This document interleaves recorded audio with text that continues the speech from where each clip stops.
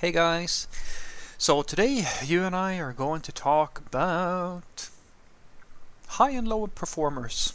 So let's get into it. So the question in question was, hi Frederick. Elon Musk has claimed that a small team of highly performant engineers can outperform other teams at Tesla. Does this imply that layoffs are primarily aimed at letting go of the vast majority of low-performing engineers? Yes. In a word, yes.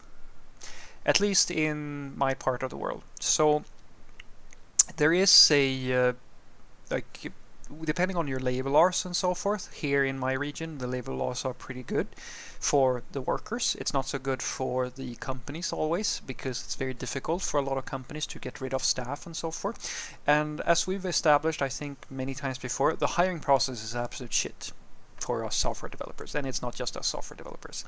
And as you can imagine, in like gigantic corporations, guys, not every single person there is always going to be the most useful to the company, and over time a lot of different job roles and things that people are doing within the company lose their relevancy. And so this idea that people have, that which I think seems, it's always been weird to me, where have like union leaders and things like that who go out and say that layoffs are bad, they're more destructive than they're beneficial and things like that. I kind of go, yeah, have you worked with all the people? Because I can tell you that on average, I see quite a lot of people who they do provide a benefit, but it's far from like that an ideal level or like a high performer type of thing like that. And in many cases, guys, I see a lot of software companies pay outlandish amounts of money for really shitty systems that cost them how much, I don't know how much. And the reason why it's costing so much is because the developers they have doing the job are not really all that great at what they're doing. So you basically just shovel out money. I mean, it's insane how much money they're spending on like tiny little systems. The large corporations, guys, they are maintained like they're basically bleeding millions and millions and millions every single month on people whose primary job is literally just to know how a solution that could have been optimized 100 times over works. As if there's like a few jokes around the internet saying that there are departments that you can replace with a shell script, and it is true. Not always, but it is true. And so for us here in my region, what the gigantic corporations usually will do is something exactly like this. And so what happens usually is that during that economic downturn or like something like that, they will go into negotiations with the unions, and basically what they will do is that, well, even though there's a bit of more, well, there's a few rituals around it, it's still the same thing. Like they're going to start letting some people go. It's not as easy as it is in other countries where it's more loose, but it is possible. And so what they do is that they use that as motivation in order to basically, even if it doesn't really matter how well or how poorly the company's doing all the time, it is a way for them to just get in new blood, get out the people who are low performers and get in new blood. And it usually works the same way.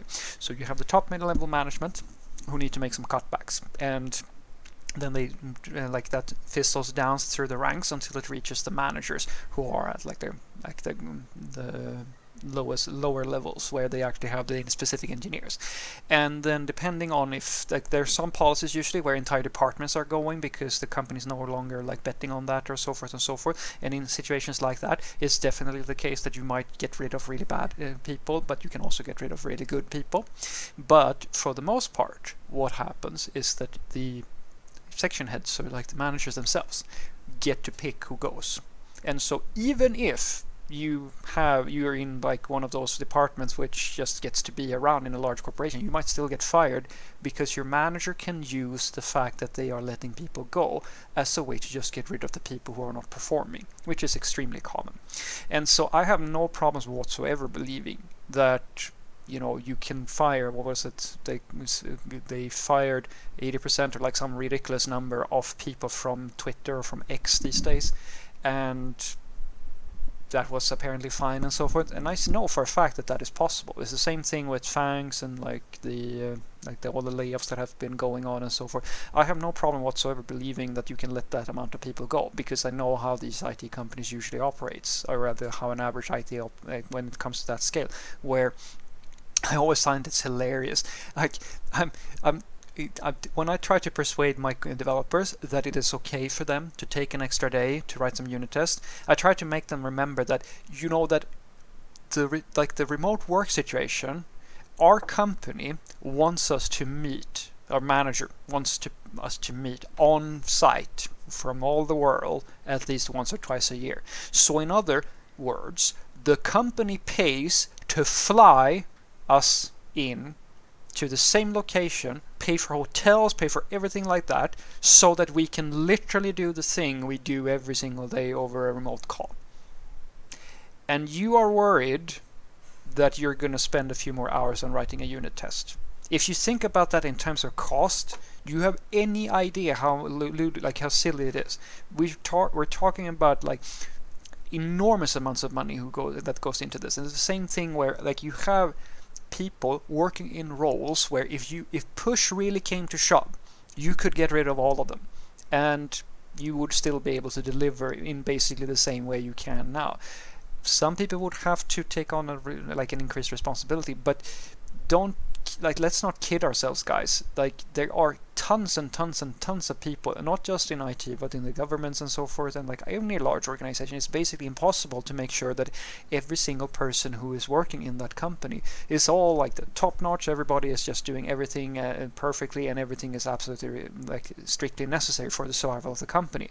There is basically no way to do that, because these organizations, guys, they get to a point where they're so large that basically a behemoth, where some parts are working, some parts are not working, some things are efficient, some things are not so efficient. So you can absolutely look at these sorts of layoffs as a way to sort of shuffle the deck, reshuffle stir the pot a little bit to see what is so outdated that you don't need it anymore, and what you want to keep around.